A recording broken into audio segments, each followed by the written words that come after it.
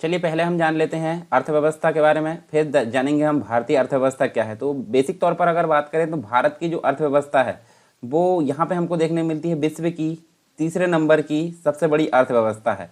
ठीक है, यहाँ पे ये चेंज भी होते रहती है। और क्षेत्रफल की दृष्टि से जो भारत है, भारत कौन से नंबर पर है? भारत 7वें स्थान पर है। ठीक है, ये भी आपको पता होगा। जनसंख्या की दृष्टि से अगर देखें तो जनसंख्या की दृष्टि से सेकंड नंबर पर, यानी कि चीन पहले नंबर पर और भारत दूसरे नंबर पर है। केवल 2.4 जो क्षेत्रफल, 2.4% जो क्षेत्रफल है उसके साथ भारत विश्व की जो जनसंख्या है उसका 17.5 लगभग 17.5% यहाँ पे कवर करता है। यानी कि 17.5% लोगों को अपने 2.4 जो क्षेत्रफल, 2.4% जो क्षेत्रफल है उसमें यहाँ पे शरण देता है। 1999 की अगर बात करें, यहाँ पे 1999 की बात करते हैं तो इसमें भारत में बहुत तेज गति से जो है आर्थिक प्रगति हुई। और जब से उदारीकरण और आर्थिक सुधार की नीति लागू की गई और भारत विश्व की एक आर्थिक महाशक्ति के रूप में उभर कर सामने आया है। सुधारों से पूर्व मुख्य रूप से भारतीय जो उद्योग है और व्यापार है उस पर सरकारी नियंत्रण का बोलबाला था और सुधार लागू करने से पूर्व इसका जो है जोरदार विरोध भी हुआ, परंतु आर्थिक सुधारों के अच्छे परिणाम सामने आने लगे और इसके विरोध काफ़ी हद तक कम हुए। हालांकि मूलभूत ढांचे की बात करें तो उसमें तेज प्रगति न होने से एक बड़ा तबका जो है, बहुत बड़ा जो क्षेत्र है अब भी खुश नहीं है और एक जो बड़ा हिस्सा है इन सुधारों से अभी भी लाभान्वित नहीं हुए। तो ये सारी चीज़ हमको भारतीय अर्थव्यवस्था के अंतर्गत देखने मिलती है। लॉकडाउन भी अभी देखने को मिला, तो लॉकडाउन में भी अर्थव्यवस्था को काफ़ी प्रभाव पड़ा।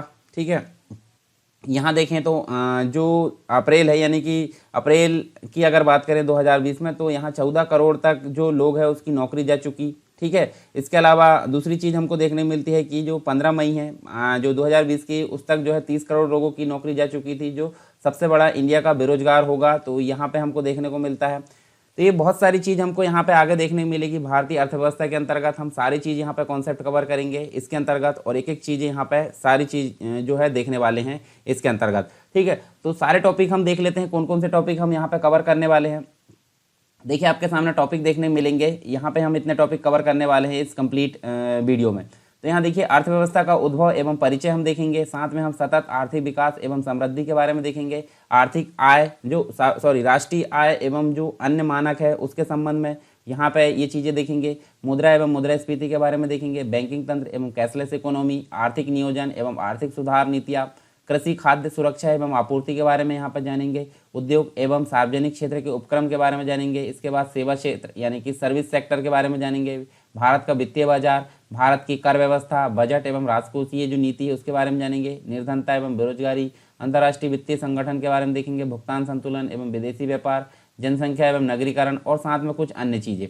तो ये सारे जो टॉपिक है कैसे कवर किए जाएंगे, देखिए कोई भी टॉपिक आप देख लीजिए, यहाँ पर टोटल आपको 16 टॉपिक मिल रहा है। 16 में आपको एक विविध वाला छोड़ दें तो 15 टॉपिक जो होंगे आपके, हर एक टॉपिक के बारे में बेसिक जो कॉन्सेप्ट है वो क्लियर कराया जाएगा। और उसके बाद उससे बनने वाले जो कुछ क्वेश्चन हैं जिन्हें एमसीक्यूज बोला जाता है, एमसीक्यूज मतलब मल्टीपल चॉइस क्वेश्चन होंगे, जो कि आने वाले जो एग्जाम है उसके लिए काफ़ी इंपॉर्टेंट सिद्ध होंगे, जिसमें आपको पुराने वर्षों में आए हुए कुछ क्वेश्चन देखने को मिलेंगे और कुछ मॉडल क्वेश्चन जो है वो आपको देखने को मिलेंगे। तो इस प्रकार ये सारा जो इकोनॉमी है यानी कि इंडियन इकोनॉमी आपका कवर होता हुआ नजर आएगा।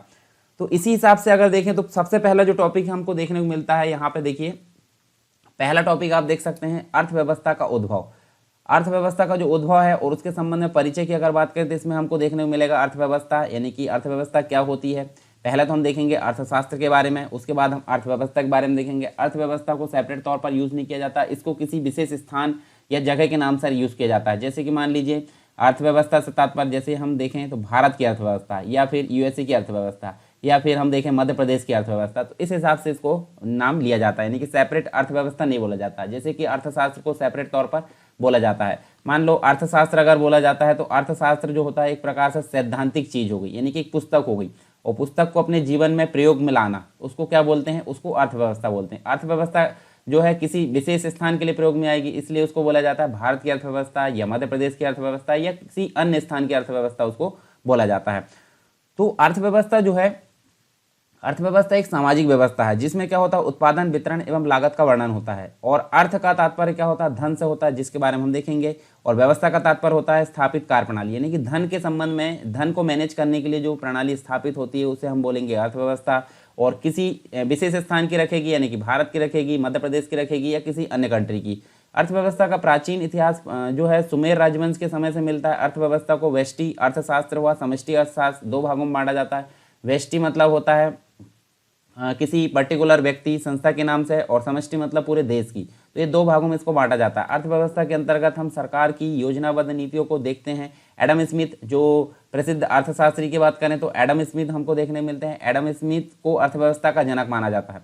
अर्थव्यवस्था में हम प्रति व्यक्ति आय का आकलन करते हैं। भारत में पहली बार प्रति व्यक्ति आय का आकलन दादाभाई नौरोजी ने किया था। और अर्थव्यवस्था को नियंत्रण के आधार पर हम तीन भागों में देखते हैं। एक तो होती है पूंजीवादी, ठीक है, उसके बाद दूसरी होती है कौन सी, समाजवादी अर्थव्यवस्था होती है, और तीसरी हमको देखने मिलती है मिश्रित, यानी कि दोनों का मिला जुला रूप हमको मिश्रित अर्थव्यवस्था के रूप में देखने को मिलता है। तो तीन अर्थव्यवस्था हम यहाँ पे देखने वाले हैं। चलिए सबसे पहले बात कर लेते हैं अर्थव्यवस्था। तो अर्थव्यवस्था का जो उद्भव है उसकी अगर बात करें तो अर्थव्यवस्था क्या बोला जाता है, देखिए धन का शास्त्र का अध्ययन जो है या विकासमान शास्त्र इसको बोला जाता है, ठीक है। और इसकी जो है परिभाषाएं भी यहाँ दी गई है किसके द्वारा, विभिन्न पर्सन के द्वारा। जैसे एडम स्मिथ की बात करें, अल्फ्रेड मार्शल की बात करें, वॉकर की बात करें, तो एडम स्मिथ के द्वारा क्या बोला गया है, अर्थशास्त्र धन का जो है विज्ञान है। उसके बाद अगर देखें तो अल्फ्रेड मार्शल के द्वारा बोला गया है कि अर्थशास्त्र में जो है मनुष्य के व्यवहारिक जीवन का अध्ययन किया जाता है।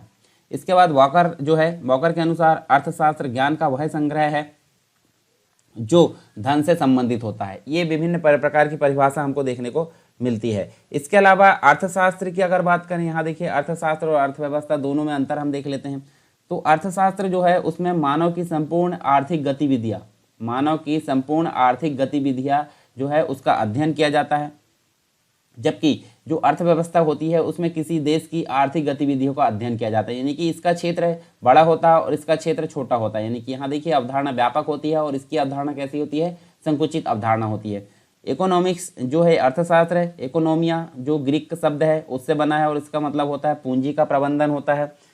जब किसी व्यक्ति विशेष की आर्थिक क्रियाओं का अध्ययन किया जाए तो वह व्यक्तिगत अर्थव्यवस्था एवं समूह की आर्थिक क्रियाओं का अध्ययन किया जाए तो वह सामूहिक अर्थव्यवस्था यहाँ पर कहलाती है। वर्तमान में वित्तीय क्रियाएं मानव जीवन का एक महत्वपूर्ण कारक है और जिसके बिना आधुनिक जीवन की कल्पना ही नहीं की जा सकती। अर्थशास्त्र के संबंध में विद्वानों के मध्य प्रश्न भी उठता है कि अर्थशास्त्र विज्ञान है या कला है, तो दोनों के बारे में हम आगे देखेंगे, ठीक है। तो यहाँ देख लीजिए, सबसे पहले बात की जाएगी अर्थशास्त्र विज्ञान है, फिर हम देखेंगे अर्थशास्त्र एक कला है। तो अर्थशास्त्र विज्ञान कैसे है, देखिए सबसे पहली बात तो होती है क्रमबद्धता, यानी कि जब विज्ञान की बात करें, विज्ञान जो है क्रमबद्ध तरीके से होता है, उसी प्रकार अर्थशास्त्र का अध्ययन क्रमबद्ध किया जाता है। एक निश्चित क्रमबद्ध अध्ययन ही अर्थशास्त्र को समझने के लिए मददगार साबित होता है। दूसरी चीज उचित क्रियाकलाप देखने को मिलता है, मतलब जिस प्रकार विज्ञान की बात करें तो एक निश्चित क्रियाकलाप द्वारा जो है एक निश्चित परिणाम प्राप्त होता है, उसी प्रकार अर्थव्यवस्था में निश्चित परिणाम के लिए उचित क्रियाकलाप किए जाते हैं। नेक्स्ट जो चीज होती है नियमों में समृद्ध विषय, नियमों से समृद्ध विषय हम बोल सकते हैं इसको। तो अर्थव्यवस्था में नियमों में समृद्ध विषय है जहां अलग अलग परिस्थितियों में नियम भी बदलते जाते हैं। फिर नेक्स्ट होती है पूर्वानुमान व पूर्व ज्ञान से परिभाषित है, तो यह जो है अर्थव्यवस्था पूर्वानुमान और पूर्व ज्ञान से परिभाषित है, तो इसलिए इसको अर्थशास्त्र को विज्ञान बोला जाता है, ठीक है। उसके बाद अर्थशास्त्र एक कला है, तो ये कैसे है, तो कला की अगर बात करें तो अर्थशास्त्र एक कलात्मक जीवन का अनुभव कराती है, तो इसलिए इसको कला बोला जाता है। दूसरी चीज मानव जीवन के जो है आर्थिक व्यवहार, मतलब भिन्न भिन्न परिस्थितियों में मानवीय जो जीवन है उसके आर्थिक व्यवहार पर प्रभाव परिलक्षित होता है। नेक्स्ट जो चीज़ है जो आवश्यक है और अनावश्यक कार्य, उसके मध्य विभेद यहाँ देखने को मिलता है मतलब अर्थशास्त्र के अंतर्गत, तो इसलिए इसको कला भी बोला जाता है। तो दोनों चीज़ यहाँ पे जब विद्वानों का मतभेद था तो दोनों चीज़ हमने देख लिए, कुछ विद्वान मानते हैं कि विज्ञान है और कुछ विद्वान मानते हैं कि कला है। यहाँ पे एडम स्मिथ जो अर्थशास्त्री है मतलब थे जो जिनको अर्थशास्त्र का जनक माना जाता है, और इनकी पुस्तक थी जिनका नाम था, वो तो अभी भी है, द वेल्थ ऑफ नेशन। तो द वेल्थ ऑफ नेशन को अर्थव्यवस्था का उद्गम स्रोत माना जाता है। इसके अलावा कुछ विशेष पुस्तकें हम यहाँ पे देख लेते हैं अर्थव्यवस्था संबंधित, जैसे कि बात करें principle of economics Alfred Marshall की पुस्तक है, nature and significance of economics science जो है साइंसेज जो है रॉबिन्स की पुस्तक है, the general theory of income employment and interest, ये जो है J.M. कीन्स की है। प्लांट इकोनॉमी ऑफ इंडिया ये दादाभाई नौरोजी की पुस्तक है, और द वेल्थ ऑफ नेशन ये एडम स्मिथ की, जो अर्थशास्त्र है उसका जनक इनको माना जाता है। इसके साथ ही हमको दो चीज़ देखने को मिलेगी यहाँ पे अर्थशास्त्र की शाखाओं के रूप में, एक तो होती है व्यष्टि अर्थशास्त्र और एक होती है समष्टि। तो व्यष्टि आप समझ लीजिए किसी संस्था या किसी मतलब एक व्यक्ति से संबंधित होती है और इसका क्षेत्र संकुचित होता है, यानी कि लघु रूप में होती है, और इसके जनक एडम स्मिथ है। व्यक्ति विशेष की समस्याओं का अध्ययन यहाँ किया जाता है, छोटे स्थान तक ही सीमित होती है। समष्टि अर्थशास्त्र की बात करें, संपूर्ण विश्लेषण यानी किसी देश पूरी कंट्री से रिलेटेड होती है। इसके जनक जॉन मेनार्ड कीन्स, जो कि 1929 की अगर बात करें यहाँ पे, तो इन्होंने जो 1929 की विश्वव्यापी महामंदी की समस्या का समाधान अपनी पुस्तक the general theory of employment interest and money, जो कि हमने ऊपर देखे हैं, इसमें दिया था। और समष्टि अर्थशास्त्र में संपूर्ण अर्थव्यवस्था की समस्याओं का भी अध्ययन किया जाता है। तो इस प्रकार आप दोनों शाखाओं को यहाँ पे समझ सकते हैं। आगे चले देखें तो कुछ देख लेते हैं हम अर्थशास्त्र का महत्व। तो एक सैद्धांतिक महत्व होता है, यानी कि एक थ्योरेटिकल महत्व हम बोल सकते हैं, एक व्यवहारिक महत्व है। तो व्यवहारिक महत्व की अगर बात करें तो ये होता है कौन सा, ये होता है प्रैक्टिकली महत्व, प्रैक्टिकली इंपॉर्टेंस। तो आप ओवरव्यू देख लीजिए। विधि ज्ञान हेतु सैद्धांतिक महत्व होता है, सिद्धांतों में वृद्धि हेतु, मुद्रा प्रबंधन हेतु, तर्क शक्ति में वृद्धि हेतु, विश्लेषण क्षमता में वृद्धि हेतु, अन्य शास्त्रों के संबंध में ज्ञान हेतु। तो ये चीज़ हमको देखने को मिलती है। ठीक है। इसके अलावा अगर बात करें तो इसका व्यवहारिक जो अध्ययन होता है, व्यवहारिक महत्व की अगर बात करें तो हम देख सकते हैं यहाँ पे बहुत सारी चीज़ आपको देखने को मिलेगी व्यवहारिक ज्ञान के अंतर्गत। श्रमिकों को लाभ हेतु, उत्पादकों को लाभ हेतु, उपभोक्ताओं को लाभ हेतु, व्यापारियों को लाभ हेतु, सरकार को लाभ हेतु, समाज सुधारकों को लाभ हेतु, देश के विकास में लाभ हेतु, लाभ एवं हानि में समन्वय हेतु। तो ये सारी चीज़ हमको देखने को मिलती हैं। चलिए आगे बढ़ते हैं। यहाँ पे अर्थव्यवस्था क्या है, तो अर्थव्यवस्था की अगर बात करें तो यहाँ आपको देखने को मिलता है अर्थव्यवस्था। तो एक तो होता है अर्थ और दूसरा होता है व्यवस्था। तो पहले अर्थ देख लेते हैं। तो अर्थ का तात्पर्य क्या होता है, अर्थ का तात्पर्य होता है मुद्रा से, और व्यवस्था का तात्पर्य होता है स्थापित कार्यप्रणाली। यानी कि हम बोल सकते हैं अर्थव्यवस्था का अर्थ जो है मुद्रा का व्यवस्थित उपभोग करना, तो इसको अर्थव्यवस्था बोलेंगे। अर्थव्यवस्था का सबसे प्राचीन उल्लेख कौटिल्य रचित ग्रंथ, जो कि अर्थशास्त्र के नाम से जाना जाता है, उससे प्राप्त होता है। और अर्थव्यवस्था को जो है अलग अलग भागों में बांटा जा सकता है। तो यहाँ देखिए अर्थव्यवस्था किसी क्षेत्र से संबंधित होती है, हमने देखे जैसे भारतीय अर्थव्यवस्था, ग्रामीण अर्थव्यवस्था, मध्य प्रदेश की अर्थव्यवस्था, ये सारी चीज़ हमको देखने को मिलती है। हम पहले बात कर लेते हैं यहाँ पे वर्गीकरण यानी कि अर्थव्यवस्था को कितने भागों में बांटा गया है। तो आप देख सकते हैं यहाँ पे विकास के आधार पर अर्थव्यवस्था देखने को मिलेगी, नियंत्रण के आधार पर देखने को मिलेगी, वैश्विक संबंधों के आधार पर, जनता की कार्यशैली के आधार पर आपको देखने को मिलेगी। तो पहली बात कर लेते हैं यहाँ पे क्या, आप देख लीजिए यहाँ पे विकास के आधार पर दो चीज़ यहाँ पे, विकसित और विकासशील अर्थव्यवस्था के अंतर्गत अगर बात करें, सबसे पहली होती है विकसित। तो विकसित हम नॉर्मली उदाहरण ले सकते हैं, जैसे जो विकसित कंट्री की होती है, जैसे यूएसए हो गया, ब्रिटेन हो गया, फ्रांस हो गया, कनाडा हो गया, इन सभी देशों की जो अर्थव्यवस्था है उसको विकसित अर्थव्यवस्था बोला जाएगा। यानी कि विकसित अर्थव्यवस्था वाले देशों में राष्ट्रीय आय, प्रति व्यक्ति आय, पूंजी निर्माण निर्धारित स्तर से बहुत ऊपर होता है। इस अर्थव्यवस्था में मानवीय संसार जो होता है अधिक शिक्षित होता है, अधिक कार्यकुशल होता है। तो ये सारी चीज़ हमको देखने को मिलती हैं। यानी कि राष्ट्रीय आय में द्वितीयक एक देखिए क्षेत्रक होते हैं, एक तो प्राइमरी होता है, एक सेकेंडरी होता है और एक टर्सरी होता है। तो यहाँ पे प्राइमरी सेक्टर कृषि से संबंधित होता है, सेकेंडरी सेक्टर उद्योग निर्माण से संबंधित होता है, और टर्सरी सेक्टर जो होता है सेवा क्षेत्र से संबंधित होता है। तो आप देखिए प्राइमरी सेक्टर का महत्व वहाँ कम होता है, कहाँ पे, विकसित में। तो वहाँ पे होता है सेकेंडरी और टर्सरी दोनों क्षेत्रों का काफ़ी योगदान होता है प्राथमिक क्षेत्र की तुलना में, तो इसलिए इसको विकसित अर्थव्यवस्था बोला जाता है। नेक्स्ट होती है विकासशील। तो विकासशील अर्थव्यवस्था मुख्य रूप से अगर देखें तो भारत, पाकिस्तान, बांग्लादेश और जो अन्य कंट्री होती है इस प्रकार की, तो उसे बोला जाता है विकसित अर्थव्यवस्था। यानी विकासशील देश में राष्ट्रीय आय एवं प्रति व्यक्ति आय अपेक्षाकृत कम होती है, जो विकसित देश होते हैं उससे संबंधित। कृषि एवं उद्योग पिछड़े हुए होते हैं तथा बचत एवं पूंजी निर्माण का जो स्तर होता है वो काफ़ी निम्न होता है, तो इसलिए इनको विकासशील अर्थव्यवस्था के रूप में जाना जाता है। फिर देख लेते हैं नियंत्रण के आधार पर अर्थव्यवस्था। तो यहाँ पे नियंत्रण के आधार पर हमको देखने में मिलती है तीन, पूंजीवादी अर्थव्यवस्था, समाजवादी अर्थव्यवस्था, मिश्रित अर्थव्यवस्था। तो यहाँ देखिए पूंजीवादी का मतलब होता है, पूंजीवादी अर्थव्यवस्था का जो सिद्धांत है उसका स्रोत एडम स्मिथ को माना जाता है। एडम स्मिथ की पुस्तक द वेल्थ ऑफ नेशन, इसको माना जाता है। इसे उदारवादी अर्थव्यवस्था के रूप में भी जाना जाता है, किसको, पूंजीवादी को। उसके बाद पूंजीवादी अर्थव्यवस्था की कुछ विशेषताएं, जैसे सरकारी हस्तक्षेप का अभाव वहाँ पर होता है, यानी कि सरकार जो है कम हस्तक्षेप करती है, अहस्तक्षेप की नीति हम बोल सकते हैं जिसे। निजी संपत्ति यहाँ देखने को मिलती है, उद्यम की स्वतंत्रता देखने को मिलती है, यानी कोई पाबंदी ज़्यादा देखने को नहीं मिलती। लाभ का उद्देश्य यहाँ मुख्य रूप से होता है क्योंकि निजी क्षेत्र ज़्यादा होता है, प्रतियोगिता पर जोर दिया जाता है, मांग और पूर्ति के नियम के आधार पर वितरण होता है। दूसरी होती है समाजवादी अर्थव्यवस्था। तो समाजवादी अर्थव्यवस्था की अगर बात करें तो समाजवादी अर्थव्यवस्था में सभी आर्थिक गतिविधियों का संचालन किसके द्वारा किया जाता है, समाज के द्वारा। यानी कि हम बोले सरकार का ज़्यादा वहाँ पे जो होता है एक प्रकार से हस्तक्षेप होता है, या सरकार के नियंत्रण में सारी चीज़ होती है। तो समाजवादी अर्थव्यवस्था के सिद्धांत को जर्मन दार्शनिक कार्ल मार्क्स ने प्रतिपादित किया था। इस अर्थव्यवस्था का मुख्य उद्देश्य जो होता है लोगों का कल्याण करना होता है, लाभ कमाना कम होता है, जैसे कि चीन की अर्थव्यवस्था, पूर्व सोवियत संघ की अर्थव्यवस्था। सामाजिक अर्थव्यवस्था की कुछ विशेषताएं भी होती है, जैसे आर्थिक नियोजन यहाँ देखने को मिलता है, विषमताओं में कमी देखने को मिलती है, सरकार का स्वामित्व देखने को मिलता है, वर्ग संघर्ष की समाप्ति देखने को मिलती है। इसके अलावा हम देख लेते हैं अब यहाँ पे जो अर्थव्यवस्था है वो है वैश्विक संबंधों के आधार पर अर्थव्यवस्था। तो देखिए नेक्स्ट जो हम देखें तो यहाँ पे बंद अर्थव्यवस्था देखने को मिलती है। सॉरी, हमने एक जो है यहाँ पे मिश्रित अर्थव्यवस्था छोड़ दी है। तो देखिए मिश्रित अर्थव्यवस्था हम देख लेते हैं पहले। मिश्रित का मतलब क्या होता है, जैसे हमने ऊपर देखें पूंजीवादी और समाजवादी यानी निजी क्षेत्र, और दूसरा होता है सरकारी। तो दोनों जब मिलजुल कर यहाँ पे संचालन करे अर्थव्यवस्था का तो इसको बोला जाता है मिश्रित अर्थव्यवस्था। और हमारे भारत में इसी फॉर्मूलों को अपनाया गया है, यानी कि मिश्रित अर्थव्यवस्था में पूंजीवादी एवं समाजवादी दोनों अर्थव्यवस्थाओं की विशेषताओं को निहित किया जाता है। मिश्रित अर्थव्यवस्था के जनक जॉन मेनार्ड कीन्स को माना जाता है। इस अर्थव्यवस्था में सरकार और बाजार दोनों मिलकर कार्य करते हैं।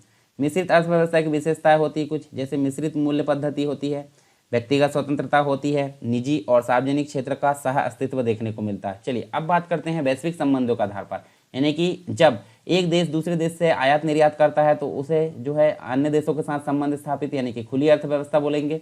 और जो देश किसी अन्य देशों से न तो आयात करता न ही निर्यात करता तो उस देश की अर्थव्यवस्था को बोलेंगे बंद अर्थव्यवस्था। तो दोनों आप समझ गए होंगे, यानी कि जहाँ आयात निर्यात खुला हुआ रहता है उसको खुली अर्थव्यवस्था, और जहाँ आयात निर्यात जो है शून्य होता है तो उसको बोलेंगे बंद अर्थव्यवस्था। इसके बाद देखते हैं जनता की कार्यप्रणाली के आधार पर देख लेते हैं। जनता कार्यप्रणाली के आधार पर हमको देखने मिलेगा क्या, 3 प्रकार की अर्थव्यवस्था देखने को मिलेगी। कौन कौन सी, एक तो कृषक होती है, कृषक अर्थव्यवस्था यहाँ देखने को मिलेगा। देखिए एक कृषक अर्थव्यवस्था देखने को मिलती है, एक औद्योगिक अर्थव्यवस्था देखने को मिलती है और एक सेवा अर्थव्यवस्था देखने को मिलती है।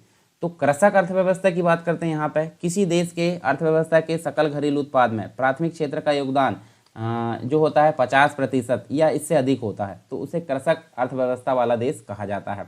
मतलब प्राथमिक क्षेत्र यानी कि कृषि का जो मतलब जो योगदान है वो ज़्यादा देखने को मिलता है, इसलिए उसको कृषक अर्थव्यवस्था बोलेंगे। औद्योगिक अर्थव्यवस्था किसको बोला जाता है, जहाँ पर सेकेंडरी सेक्टर यानी कि उद्योग से रिलेटेड जो चीज़ें हैं उसका हिस्सा देखने को मिलता है 50% से अधिक या उससे अधिक या उतना, तो उसको बोलेंगे औद्योगिक अर्थव्यवस्था वाला देश। फिर सेवा क्षेत्र यानी कि टर्शियरी सेक्टर, यदि किसी देश की जो अर्थव्यवस्था है उसका सकल घरेलू उत्पाद या में जो है सकल घरेलू उत्पाद यानी कि जीडीपी में तृतीय क्षेत्र का जो हिस्सा 50% से ज़्यादा मिलता है तो उसे बोलेंगे क्या, सेवा क्षेत्र की अर्थव्यवस्था। और इसके अंतर्गत देखिए अर्थव्यवस्था हमने देखे प्रकार। अब हम बात कर लेते हैं अर्थव्यवस्था के क्षेत्रक के बारे में। क्षेत्रक मतलब होता है इसके जो सेक्टर्स होते हैं। कितने प्रकार से सेक्टर को डिवाइड किया गया है, 3 प्रकार से। एक तो प्राइमरी यानी कि प्राथमिक क्षेत्र आपको देखने को मिलेगा, सेकेंडरी यानी कि द्वितीय क्षेत्र देखने को मिलेगा, टर्सरी यानी कि तृतीय क्षेत्र। तो प्राथमिक क्षेत्र में आपको कौन कौन सी चीज़ें देखने को मिलती है, देखिए जो फॉरेस्ट्री है, ठीक है, वानिकी आता है, मछली पालन आता है, फार्मिंग आती है, ठीक है, जो खेती बाड़ी है, उसके बाद माइनिंग आती है। सारी चीज़ें किसके अंतर्गत आती है, प्राइमरी सेक्टर के अंतर्गत आती है। तो ये जो मटेरियल है वो कच्चे माल के रूप में कहाँ उपयोग होता है, सेकेंडरी सेक्टर में, यानी कि उद्योग से रिलेटेड क्षेत्र जहाँ मैन्युफैक्चरिंग की जाती है, जैसे ड्रेस मेकिंग होती है, कार मैन्युफैक्चरिंग होती है, स्टील वर्क्स होता है, बिल्डर्स होते हैं। ये सभी किसके लिए मतलब यहाँ पे कच्चा मटेरियल कहाँ से आता है, प्राइमरी सेक्टर से, यानी कि खेती से आता है, वन से आता है, फिशरीज से आता है, माइनिंग से आता है। तो कच्चा मटेरियल आता है कहाँ पे, सेकेंडरी सेक्टर में। उसके बाद यहाँ से जो मटेरियल जो भी रहता है वो किसके माध्यम से यहाँ पे एक जगह दूसरी जगह ट्रांसपोर्ट किया जाता है, जिसमें जो होता है टर्सरी सेक्टर काफ़ी इंपॉर्टेंट भूमिका निभाता है, यानी कि सर्विस सेक्टर जो होता है जिसके अंतर्गत आप देख सकते हैं लीगल सर्विसेज है, डिस्ट्रीब्यूशन सर्विस है, अकाउंटिंग है, कस्टमर है, परिवहन है, टेलीफोन है, कम्युनिकेशन, बहुत सारी चीज़ आपको सर्विस में देखने को मिलेगी। तो ये सारी चीज़ यहाँ पे महत्वपूर्ण भूमिका कहाँ निभाती है, प्राइमरी सेक्टर में जो है, प्राइमरी सेक्टर को मेंटेन करने के लिए, और दूसरा सेकेंडरी सेक्टर को। तो दोनों को जो है मेंटेन करने के लिए यहाँ पे टर्सरी सेक्टर की काफ़ी इंपॉर्टेंट भूमिका होती है। तो देखिए आपने अर्थव्यवस्था के क्षेत्र के देखे 3 प्रकार से, ठीक है। अब आगे देखते हैं वैश्विक अर्थव्यवस्था का जो है वर्गीकरण भी किया जाता है। तो वैश्विक अर्थव्यवस्था का वर्गीकरण हम देख सकते हैं यहाँ पे, देखिए 4 प्रकार से देख सकते हैं हम। एक तो होता है निम्न आय वाले देश, दूसरा होता है निम्न मध्य आय वाले देश, और उसके बाद होता है उच्च मध्य आय वाले देश, और चौथा होता है उच्च आय वाले देश। तो पहली चीज़ हम देख लेते हैं, कुछ कंडीशंस होती हैं जिन देशों की, मतलब इसको कैसे बांटा गया है, इसको प्रति व्यक्ति सकल राष्ट्रीय आय के आधार पर यहाँ पे बांटा गया है। तो प्रति व्यक्ति सकल राष्ट्रीय आय जहाँ पे हम देखें $1025 या इससे कम होती है तो इस श्रेणी की जो अर्थव्यवस्था है वो कैसी आती है, निम्न आय वाले देश वो कहलाते हैं। फिर होता है निम्न मध्य आय वाले देश। तो निम्न मध्य आय वाले की जो कंडीशन है वो कितनी होगी, यहाँ पे हम देख सकते हैं जिनके जो प्रति व्यक्ति सकल राष्ट्रीय आय है वो होती है 226 से 3,995 यहाँ तक होती है, इसके बीच में, तो इसको बोला जाता है निम्न मध्य उच्च आय वाले निम्न मध्य आय वाले देश। और उच्च मध्य आय वाले देश की जो प्रति व्यक्ति सकल राष्ट्रीय आय है वो कितनी होगी, 3,996 से लेकर 12,375 के बीच में होती है। फिर उच्च आय वाले देश की जो प्रति व्यक्ति सकल राष्ट्रीय आय है वो होती है 12,375 से ऊपर। तो इस प्रकार की जो हमने देखे हैं यहाँ पे वैश्विक अर्थव्यवस्था के आधार पर वर्गीकरण, उसके पहले हमने बहुत सारी चीज़ यहाँ पे देखें। तो आई होप ये सारी चीज़ आपको क्लियर हुई होगी। अब हम बात कर लेते हैं इससे बनने वाले जो क्वेश्चन है उनके बारे में, ठीक है। तो चलिए यहाँ पे हम एक एक क्वेश्चन को यहाँ पे डिस्कस करते हैं। पहला जो क्वेश्चन है, क्वेश्चन कैसे देखने को मिलेंगे आपको, विगत वर्ष में आए हुए IAS PCS में एग्जाम में जो क्वेश्चन है उनको हम देखेंगे विवरण सहित, और दूसरे हम देखेंगे मॉडल क्वेश्चन आंसर, जो कि आने वाले एग्जाम के लिए काफ़ी इंपॉर्टेंट यहाँ पे देखने को मिलेंगे। तो पहला क्वेश्चन यहाँ पे देखने को मिलेगा मतलब जो है निम्नलिखित किसी भी देश के संदर्भ में निम्नलिखित में से किसे उस देश की सामाजिक पूंजी यानी कि सोशल कैपिटल के भाग के रूप में समझा जाता है। तो जनसंख्या के साक्षरों का अनुपात ये नहीं होगा। उसके बाद देखें तो इसके भवनों, अन्य जो आधारित संरचना है और मशीन, उसका स्टॉक, ये भी नहीं माना जाएगा। उसके बाद हम देखें तो C नंबर का जो है क्या देखने मिलेगा, कार्यशील पूंजी, कार्यशील आयु जो समूह है उसमें जनसंख्या का अनुपात, ये भी गलत है। तो आंसर क्या होगा, समाज में आपसी भरोसे और सामंजस्य का स्तर जो है क्या कहलाएगा, जो सामाजिक पूंजी कहलाएगा देश की, ठीक है। तो ये D नंबर का हमारा यहाँ पे राइट आंसर होगा, ठीक है। और यहाँ अगर बात करें तो किसी भी देश के संदर्भ में जो आपसी भरोसा और सामंजस्य उसके स्तर को उक्त देश की सामाजिक पूंजी के रूप में माना जाता है, क्योंकि सामाजिक पूंजी व्यापक रूप से प्रभावी रूप से जो काम करने वाले सामाजिक समूह के जो उन कारक हैं उनको संदर्भित करती है जिनमें पारस्परिक संबंधों, पहचान की जो भावना है, उसके अंतर्गत जो शेयरिंग होती है, सामाजिक जो मानदंड होते हैं, मूल्य होते हैं, विश्वास होता है, सहयोग होता है, पारस्परिकता होती है, इन सभी तत्वों को यहाँ पर शामिल किया जाता है। इसलिए इसको उस देश की सामाजिक पूंजी के रूप में परिभाषित किया जाता है। चलिए अगला क्वेश्चन देख लेते हैं। मिश्रित जो अर्थव्यवस्था है उसका तात्पर्य क्या होता है। तो जैसे कि मैंने अभी आपको बताया था, जहाँ पर निजी और सार्वजनिक दोनों का जो है दोनों क्षेत्रों की विद्यमानता रहती है उसे बोला जाता है मिश्रित अर्थव्यवस्था। तो यहाँ आपका राइट आंसर क्या होगा, B नंबर का। और ऐसी अर्थव्यवस्था जिसमें पूंजीवादी एवं समाजवादी दोनों क्षेत्र विद्यमान होते हैं मिश्रित अर्थव्यवस्था कहलाती है। मिश्रित अर्थव्यवस्था किसी भी देश के विकास के लिए काफ़ी महत्वपूर्ण होती है तथा सामाजिक क्षेत्र एवं निजी क्षेत्र को सामंजस्य के साथ जो है उन्नति के लिए काफ़ी महत्वपूर्ण भूमिका निभाती है। तो ये चीज़ हमको देखने को मिलती है। भारतीय अर्थव्यवस्था जो है वर्णित की जा सकती है। भारतीय अर्थव्यवस्था कैसे वर्णित की जा सकती है, तो आप देखिए यहाँ पे भारतीय व्यवस्था को एक विकासशील अर्थव्यवस्था के रूप में जाना जाता है, जो कि हमने पहले देख चुके हैं। तो राइट आंसर हमारा B होगा। और यहाँ पे हमको देखिए बहुत सारी चीज़ें देखने को मिलती है। एक तो विकासशील अर्थव्यवस्था है या फिर इसको मिश्रित अर्थव्यवस्था भी कहते हैं, जिसमें हमको विशेषताएं देखने को मिलती है, जैसे कृषि प्रधान अर्थव्यवस्था यहाँ पे देखने को मिलती है, पूंजी निर्माण की निम्न दर देखने को मिलती है, अत्यधिक जनसंख्या एवं जनसंख्या वृद्धि देखने को मिलती है, बेरोजगारी, निम्न प्रति व्यक्ति आय, औद्योगिक पिछड़ापन, आयात पर निर्भरता तथा निरक्षरता आपको देखने को यहाँ पे मिलती है। अगला क्वेश्चन देखने को मिलता है, निम्न में से जो है कौन आर्थिक सुधारों के द्वितीय प्रजनन यानी कि जनरेशन में सरकार द्वारा चिन्हित किए गए है और इसका भाग नहीं है। भाग नहीं मतलब 3 होंगे और 1 नहीं होगा, तो है कौन से, एक तो तेल के क्षेत्र में सुधार ये है, ठीक है। इसके अलावा सार्वजनिक क्षेत्र में सुधार ये भी है, न्यायिक प्रणाली में सुधार ये नहीं है, इसके अलावा शासकीय एवं सार्वजनिक संस्थाओं के सुधार है, ये आपको देखने मिलेगा है। तो कौन सा नहीं है, यहाँ पे नहीं है पूछा गया था, मतलब द्वितीय प्रजनन यानी कि जनरेशन में सरकार द्वारा चिन्हित किए गए है उसका भाग नहीं है। तो न्यायिक प्रणाली में सुधार यहाँ पे इसका भाग नहीं, बाकी 3 आपको देखने को मिलेंगे। तो यहाँ देखिए जो भी ऑप्शन हमको दिए हैं वहाँ पे देखिए ये जो C नंबर का आपका राइट आंसर यहाँ पे होगा। चलिए अगला क्वेश्चन देख लेते हैं। यहाँ पे भारत में मिश्रित अर्थव्यवस्था का जो अर्थ है वो क्या है। भारत में मिश्रित अर्थव्यवस्था का अर्थ क्या है, तो यहाँ पे सार्वजनिक एवं निजी क्षेत्र का सहअस्तित्व देखने को मिलता है, जो कि हमने पहले देख चुके हैं, ठीक है। तो यहाँ पे भारतीय अर्थव्यवस्था मिश्रित अर्थव्यवस्था का एक प्रमुख उदाहरण माना जाता है। मिश्रित अर्थव्यवस्था के जनक जॉन मेनार्ड कीन्स को माना जाता है। चलिए अगला क्वेश्चन है, भारत की अर्थव्यवस्था की बात करें तो वो क्या है, भारत की अर्थव्यवस्था क्या है, मिश्रित अर्थव्यवस्था है। तो ये क्वेश्चन आपसे पहले भी पूछा गया है, तो ये आपका राइट आंसर होगा सी। ठीक है, इसके बाद नेक्स्ट क्वेश्चन है, नेक्स्ट क्वेश्चन की अगर बात करें तो यहाँ देखिए, निम्नलिखित में से जो है क्या सही ढंग से समझाता है कि भारत अल्प विकसित अर्थव्यवस्था है। तो यहाँ देखिए आपको ऑप्शन दिए हैं, ऑप्शन में से आपको सही चुनाव करना है, मतलब कौन कौन से ऑप्शन सही उत्तर यहाँ पर दर्शाते हैं। तो आय का असमान वितरण बिल्कुल सही है, उच्च निर्भरता दर ये भी सही है। ठीक है, उसके अलावा राष्ट्रीय आय में वृद्धि की धीमी दर ये भी सही है, बैंक व वित्तीय क्षेत्र में परिवर्तन, ये चारों यहाँ पे आपको सही देखने को मिलेंगे, यानी कि डी नंबर का आपका राइट आंसर होगा उपरोक्त सभी। ठीक है, उपरोक्त सभी यहाँ पे मिलेंगे। इसके अलावा बहुत सारी चीज़ और जो है देखने को मिलती है, जैसे गरीबी का सहअस्तित्व व्याप्त है, यहाँ पे बेरोजगारी की अधिकता देखने को मिलती है। उसके अलावा साक्षरता जो है, साक्षरता की कमी देखने को मिलती है, यानी साक्षरता का निम्न स्तर देखने को मिलता है, योजनाओं पर व्यय जो है वो भी कम देखने को मिलता है, विकास के लिए योजना बनाना, ये सारी चीज़ यहाँ पर कमी देखने को मिलती है।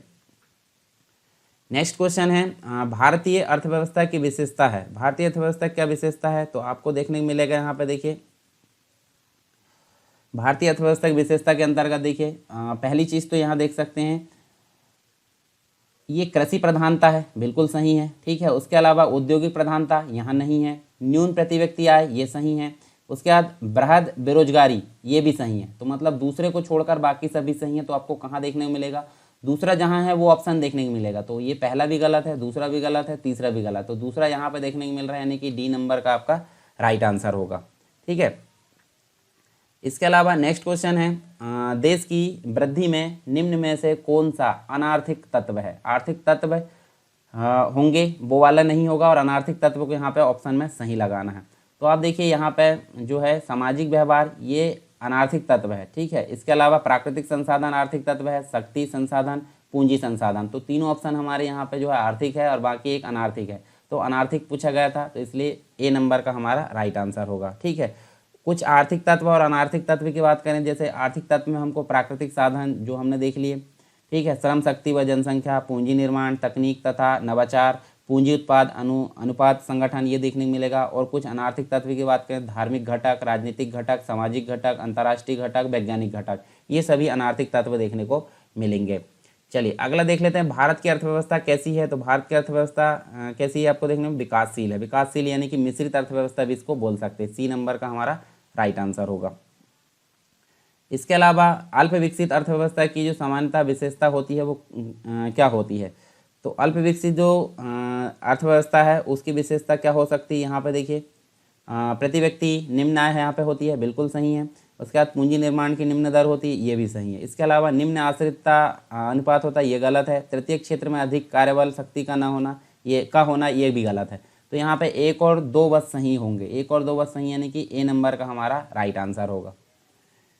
नेक्स्ट क्वेश्चन है, निम्नलिखित में से कौन सी विशेषता भारतीय अर्थव्यवस्था को विकासशील श्रेणी में दर्शाती है। तो यहाँ आपको देखने को मिलेगा, देखिए कृषि मुख्य व्यवसाय बिल्कुल सही है। इसके अलावा प्रच्छन्न बेरोजगारी, बेरोजगारी के चैप्टर में हम इसको पढ़ेंगे। इसके अलावा मानव पूंजी की निम्न गुणवत्ता, ये भी सही है। चौथे में प्रोटीन का प्रति व्यक्ति सेवन उच्च होना, ये गलत है। तो यहाँ पे चौथे को छोड़कर बाकी सब सही है। तो यहाँ देखिए एक सही है, दो सही है, तीन सही है, यानी कि डी नंबर का हमारा राइट आंसर होगा। ठीक है, अगला जो क्वेश्चन है वो हमको देखने को मिलता है यहाँ पे, मिश्रित अर्थव्यवस्था का क्या अर्थ है। मिश्रित अर्थव्यवस्था क्या अर्थ है, जो हमने देख चुके पहले ही। देखिए जहाँ राष्ट्रीय अर्थव्यवस्था में सार्वजनिक क्षेत्र के साथ साथ निजी क्षेत्र भी विद्यमान हो, उसको बोला जाता है मिश्रित अर्थव्यवस्था। ठीक है, चलिए अगला क्वेश्चन है, दास कैपिटल किसकी प्रसिद्ध पुस्तक है। तो इसका राइट आंसर है कार्ल मार्क्स की। ठीक है, कार्ल मार्क्स की पुस्तक है ये। और यहाँ पे कार्ल मार्क्स ने 1867 में ये जो है इसकी रचना की थी। इस पुस्तक में पूंजी एवं पूंजीवाद का विश्लेषण किया गया तथा मजदूर वर्ग को शोषण से मुक्त करने के उपायों के बारे में बताया गया। और कार्ल मार्क्स कहाँ के निवासी थे, तो ये आपको पता होना चाहिए, ये जर्मनी के थे। ठीक है, इसके अलावा नेक्स्ट क्वेश्चन आपको देखने को मिलेगा, वाणिज्यिक पत्रिका जिसका नाम है वाणिज्य, ठीक है, इसका प्रकाशन कहाँ से होता है। तो इसका प्रकाशन आपको देखने को मिलेगा मुंबई, महाराष्ट्र के अंतर्गत ये देखने को मिलेगा। और यहाँ पे अगर बात करें तो इसमें वाणिज्य के विषय में उल्लेख किया जाता है। धन प्राप्ति के उद्देश्य से वस्तुओं का क्रय विक्रय करना ही वाणिज्य कहलाता है। वाणिज्य के अंतर्गत किसी आर्थिक महत्व की जो वस्तु है, जैसे कि सामान है, सेवा है, सूचना या फिर धन, इसका दो या दो से अधिक व्यक्ति या फिर संस्थाओं के बीच में सौदा किया जाता है। वाणिज्य पूंजीवादी अर्थव्यवस्था एवं कुछ जो अन्य अर्थव्यवस्था उसका मुख्य वाहक भी माना जाता है।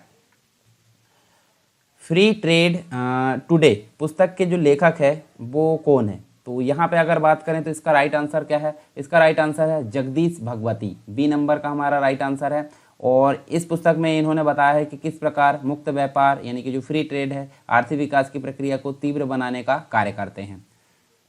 नेक्स्ट अगर बात करें तो यहाँ देखिए प्लानिंग एंड द पुअर पुस्तक की जो लेखक है वो कौन है? तो यहाँ पे आपको देखने मिलेगा B.S. मिन्हास। ये जो है ये जो पर्सन है प्लानिंग एंड द पुअर इस पुस्तक के लेखक है।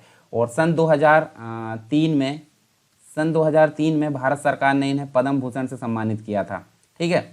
और 3 भागों में लिखी इस पुस्तक में प्रथम भाग में बताया गया है कि नीतिगत हस्तक्षेप द्वारा किस प्रकार गरीबी निवारण संभव है। दूसरे भाग में विकास के नियोजन की भागीदारी के महत्व को बताया गया है। और तीसरे भाग में गरीबी निवारण हेतु प्रयुक्त जो समष्टि रणनीति उसका विश्लेषण यहाँ पे किया गया है। ठीक है। इसके अलावा बंद अर्थव्यवस्था से आप क्या समझते हैं? तो बंद अर्थव्यवस्था मतलब जहाँ तो आयात और निर्यात दोनों ही चीज़ बंद होती है, यानी कि हम बात करें यहाँ पे तो बी नंबर हमारा यहाँ पे राइट आंसर होगा। ठीक है। पहले जो कोरिया था उत्तर कोरिया, यहाँ पे इसका उदाहरण माना जाता था, परंतु वर्तमान में ये जो है हर चीज़ मतलब एक दूसरे से जो है आयात निर्यात यहाँ पे होने लगी है, तो हम इसका उदाहरण इसको मान नहीं सकते। ठीक है। नेक्स्ट है भारतीय अर्थव्यवस्था के उदारीकरण का अग्रदूत किसे माना जाता है? तो ये माना जाता है पर्सन है डॉक्टर मनमोहन सिंह। डॉक्टर मनमोहन सिंह को उदारीकरण का अग्रदूत यहाँ पे माना जाता है। सन 1991 यानी कि 24 जुलाई की अगर बात करें 24 जुलाई 1991 की अगर बात करें तो इसके बाद जो है भारत में आर्थिक उदारीकरण शुरू हुआ था। उदारीकरण का अर्थ क्या है? ऐसे नियंत्रण में ढील देना या उन्हें हटा लेना जिससे आर्थिक विकास को बढ़ावा मिले। ठीक है। भारतीय अर्थव्यवस्था के उदारीकरण के जनक एवं पूर्व प्रधानमंत्री मनमोहन सिंह जो है माने जाते हैं और भारतीय रिजर्व बैंक के पूर्व गवर्नर भी ये रह चुके हैं, यानी कि 1991 में उत्पन्न आर्थिक संकट के समाधान में महत्वपूर्ण भूमिका इनके द्वारा निभाई जाती है। इसके अलावा वह उत्पादन जिन पर आर्थिक लाभांश सीमा होती है तथा एक लंबे समय के बाद बदले जाते हैं उनको संज्ञा दी जाती है। तो यहाँ पे इसके लिए जो है हमको देखने को मिलता है कौन सी वस्तु होती है? पीली वस्तुएं। ठीक है। पीली वस्तु यहाँ पर राइट आंसर है। और वे वस्तुएं होती हैं जिनका अधिक लाभांश सीमा होती है तथा एक लंबे समय के बाद बदल दी जाती है। लाल वस्तुएं वह वस्तु होती है जो तीव्र दर से परिवर्तनीय होती है और जो निम्न लाभांश जो है प्रदान करती है। ठीक है। ये चीज़ हमको देखने मिलती है। कुछ नारंगी वस्तु भी हम यहाँ देख सकते हैं, जैसे नारंगी वस्तु वह वस्तु है जिनकी कुछ निश्चित समय यानी कि मौसम वर्षा ग्रीष्म के बाद यहाँ पे बदल दी जाती है, उन्हें नारंगी वस्तु कहते हैं, जैसे कपड़े। भूरी वस्तुएं भी होती है। तो भूरी वस्तु की अगर बात करें तो जैसे ऑडियो विजुअल यानी दृश्य और श्रव्य उत्पाद जो होते हैं जैसे रेडियो स्टूडियो टेलीविज़न है, इन सभी को भूरी वस्तु यानी कि ब्राउन गुड्स के अंतर्गत शामिल किया जाता है। ठीक है। नेक्स्ट क्वेश्चन है ऑडियो विजुअल उत्पाद को किस प्रकार की वस्तु में रखा जाता है? तो अभी हमने बात करी थी ये आती है भूरी वस्तुओं के संबंध में। ठीक है। भूरी वस्तु के अंतर्गत इनको देखने को मिलता है। नेक्स्ट है रेफ्रिजरेटर को किस प्रकार की वस्तुओं में शामिल किया जाता है? तो रेफ्रिजरेटर भी यहाँ पे देखने मिलेगा सफ़ेद वस्तु। सफ़ेद वस्तु क्यों? क्योंकि उच्च आय वर्ग वाले व्यक्ति जो है घरेलू उपयोग की वस्तु जो कि बृहद यंत्र जिनका परिचालन कठिन होता है तथा इनको स्थायी जो है एक जगह पर रखा जाता है, सफ़ेद वस्तुएं कहलाती है। ठीक है। जैसे वॉशिंग मशीन भी इसके अंतर्गत शामिल कर ली जाती है। मिश्रित अर्थव्यवस्था का अर्थ अभी हमने देखे थे। तो ये देखिए यहाँ पे हमको देखने मिलेगा सार्वजनिक और निजी क्षेत्र का सह अस्तित्व देखने को मिलेगा, मिश्रित अर्थव्यवस्था कहलाती है। इसके अलावा एशियन ड्रामा पुस्तक के लेखक कौन है? तो एशियन ड्रामा पुस्तक के लेखक आपको देखने मिलता है गुन्नार मेडल। गुन्नार मेडल जो है ये जो है स्वीडिश अर्थशास्त्री एवं नोबेल पुरस्कार विजेता थे और इन्होंने एशियन ड्रामा नामक जो है पुस्तक की रचना की। ठीक है। नेक्स्ट क्वेश्चन देखने को मिलता है भारतीय अर्थव्यवस्था को सबसे अच्छे ढंग से किन शब्दों में व्यक्त किया जा सकता है? तो ये जो है किन शब्दों में व्यक्त किया जा सकता है? ना तो पूंजीवादी है, ना ही समाजवादी, ना ही परंपरावादी, ये है मिश्रित अर्थव्यवस्था। ठीक है। क्योंकि यहाँ पे दोनों ही चीज़ आपको देखने को मिलती है, एक तो पूंजीवादी लक्षण भी देखने को मिलते हैं और समाजवादी लक्षण भी यहाँ पे देखने को मिलते हैं। नियंत्रण के आधार पर अर्थव्यवस्था को कितने भागों में वर्गीकृत किया गया है? तो ये जो है 3 भागों में वर्गीकृत किया गया है। आप यहाँ देख सकते हैं कौन कौन से। एक तो हो सकता है पूंजीवादी, एक होता है समाजवादी और एक होता है मिश्रित। तो 3 भाग हमने ऑलरेडी देख चुके हैं पीछे, तो आप इनको जाकर ध्यान से जो है समझ सकते हैं। इसके बाद नेक्स्ट क्वेश्चन है समाजवादी अर्थव्यवस्था के जो जनक है उस इनमें से कौन है? तो समाजवादी अर्थव्यवस्था के जो जनक है वो है कार्ल मार्क्स। कार्ल मार्क्स यहाँ पे ए नंबर का राइट आंसर है। कार्ल मार्क्स को इसका जनक माना जाता है और जर्मन के दार्शनिक एवं अर्थशास्त्री थे। इनके अनुसार समस्त आर्थिक गतिविधियों के संचालन कार्य सरकार के हाथों में होता है। समाजवादी अर्थव्यवस्था का जनक जो है इनको माना जाता है। इन्होंने अपनी पुस्तक दास कैपिटल में जो है मार्क्स ने पूंजीवादी अर्थव्यवस्था के शोषण को स्पष्ट करते हुए कहा कि इसका प्रभावी समाधान समस्त आर्थिक गतिविधियों के राज्य द्वारा संचालन से ही संभव हो सकता है। अर्थशास्त्र के जनक कौन माने जाते हैं? तो ये जो पर्सन थे एडम स्मिथ। ठीक है, एडम स्मिथ को अर्थशास्त्र का जनक माना जाता है। ये जो है अर्थशास्त्र की उत्पत्ति इकोनॉमिया शब्द से हुई, जिसका अर्थ पूंजी का प्रबंधन, ये हमने देख चुके हैं पीछे। और इनकी पुस्तक का नाम द वेल्थ ऑफ नेशन आपको देखने को मिलता है। द वेल्थ ऑफ नेशन के लेखक तो ये एडम स्मिथ, यहाँ पे सी नंबर का हमारा राइट आंसर होगा। ठीक है, व्यक्तिगत आर्थिक इकाइयों का अध्ययन जो है अर्थशास्त्र की किस शाखा के अंतर्गत देखने को मिलता है? तो ये जो है व्यक्तिगत स्वरूप अगर देखें तो व्यष्टि अर्थशास्त्र के अंतर्गत ये चीज़ देखने को मिलती है, यानी कि ए नंबर का हमारा राइट आंसर होगा। समष्टि अर्थशास्त्र में समस्त चीज़ों का जो है अध्ययन, यानी कि पूरी अर्थव्यवस्था के बारे में यहाँ पे अध्ययन देखने को मिलता है। चलिए नेक्स्ट क्वेश्चन है, दादा भाई नौरोजी की पुस्तक का नाम क्या है? तो दादा भाई नौरोजी की पुस्तक का नाम जो है poverty and un-British rule in India, ये बी नंबर का आपका राइट आंसर होगा। ठीक है, इसके अलावा निम्न में से जो है अर्थशास्त्र का सैद्धांतिक महत्व नहीं है। तो सैद्धांतिक महत्व की अगर बात करें, देखिए एक तो होता है व्यवहारिक महत्व और एक होता है सैद्धांतिक। सैद्धांतिक मतलब थ्योरेटिकल। तो देखिए ज्ञान में वृद्धि ये एक प्रकार का सैद्धांतिक महत्व है, तर्क शक्ति में वृद्धि, कल्याण में वृद्धि, ये तीनों जो है कौन से है? सैद्धांतिक महत्व है। परंतु व्यवहारिक महत्व की अगर बात करें, व्यापारियों को लाभ यहाँ देखने को मिलता है। तो डी नंबर का हमारे यहाँ पे राइट आंसर होगा, जो कि हमने पीछे महत्व के अंतर्गत देख चुके थे। जिन वस्तुओं की कीमत में वृद्धि होने पर मांग में वृद्धि होती है तथा कीमत में कमी होने पर मांग में कमी होती है, उन वस्तुओं को क्या कहा जाता है? इनको बोला जाता है गिफिन वस्तुएं। गिफिन वस्तुएं क्या होती है? तो कीमत बढ़ने पर जो है वस्तु की मांग बढ़ती है तथा कमी होने पर मांग में कमी हो जाती है, तो ऐसी वस्तुओं को क्या कहा जाता है? गिफिन वस्तुएं। और इन वस्तुओं का उपयोग समाज का अत्यंत निम्न आय वर्ग वाला समूह करता है। और गिफिन सिद्धांत सर रॉबर्ट गिफिन ने दिया था, इसलिए इसको जो है गिफिन वस्तुएं यहाँ पे बोला जाता है। निम्न में से कौन सा सही सुमेलित है? तो आपको देखने को मिलता है, देखिए मतलब यहाँ पे सही सुमेलित कौन सा है? तो आप देख सकते हैं, देखिए यहाँ अगर देखें तो यहाँ देखिए पॉल सैमुअल्सन आर्थिक सिद्धांतों के विश्लेषण में योगदान, ये सही है। ठीक है, उसके अलावा देखें तो रेगनर फ्रिस व जॉन मतलब जो है जॉन टिनवर्सन, ये अगर इसकी बात करें तो ये जो है गत्यात्मक इकोनॉमिक मॉडल का विकास, ये भी सही है। इसके अलावा जॉर्ज स्टिगलर सार्वजनिक नियमन पर शोध, ये आपको देखने मिलेगा, ये भी सही है। परंतु जो रोनाल्ड कोजे है ये निगम वित्त के सिद्धांत से संबंधित नहीं है। तो यहाँ पे चौथा नंबर छोड़कर बाकी सब सही होंगे। तो देखिए तीन मतलब सी नंबर का हमारा राइट आंसर है 1 2 3, 1 2 3 यहाँ पे देखने को मिलता है। और रोनाल्ड कोजे की अगर बात करें तो इनका जो सिद्धांत है वो transaction counts and poverty right, ये आपको देखने को मिलेगा। ठीक है, बाकी सभी यहाँ पे सही हैं। इसके अलावा नेक्स्ट क्वेश्चन देखने को मिलता है यहाँ पे कौन सा है? निम्नलिखित कथनों में से कौन से सत्य कथन है? तो कौन से सत्य कथन है आपको देखने को मिलेगा, देखिए बम्बई शेयर बाजार ने देश का पहला पर्यावरण अनुकूल इक्विटी सूचकांक शुरू किया, बिल्कुल सही है। ऑपरेशन ट्विस्ट अमेरिकी के केंद्रीय बैंक फेडरल रिजर्व के द्वारा शुरू किया गया, ये भी सही है। विश्व के अल्प विकसित देशों को तीसरी दुनिया के नाम से जाना जाता है। तो यहाँ पे देखिए सत्य कथन की बात कहे थे, तो यहाँ पे सत्य कथन 1 और 2 है, तीसरा नहीं है, इसलिए यहाँ पे सी नंबर का हमारा राइट आंसर होगा। ठीक है, इसके अलावा जो देखिए हमारा जो है 1 और 2 यहाँ पे सही है। और यहाँ पे हमारे जो क्वेश्चन है मतलब एंड हो जाते हैं, कौन से वाले? जो इकोनॉमी के मतलब जो अर्थव्यवस्था का जो उद्भव है और उसका जो परिचय है उसके संबंध में हमने ओवरव्यू देखें। इसके अलावा हमने क्वेश्चन देखें जो पिछले ईयर्स में आए थे, और इसके अलावा आने वाले एग्जाम में जो क्वेश्चन है उनके संबंध में मॉडल क्वेश्चन आंसर भी देखें। तो आई होप सारी चीज़ें आपको क्लियर हुई होगी। फिर भी अगर कोई डाउट है तो आप कमेंट बॉक्स में मुझे बताइए। इसके अलावा आप टेलीग्राम चैनल ज्वाइन कर सकते हैं, ग्रुप ज्वाइन कर सकते हैं, और जो ऐप है वो भी डाउनलोड कर सकते हैं। तो ये सारी चीज़ों की लिंक आपको मिल जाएगी डिस्क्रिप्शन बॉक्स में नीचे, ठीक है, वीडियो के नीचे, तो आप वहाँ से डाउनलोड कर सकते हैं।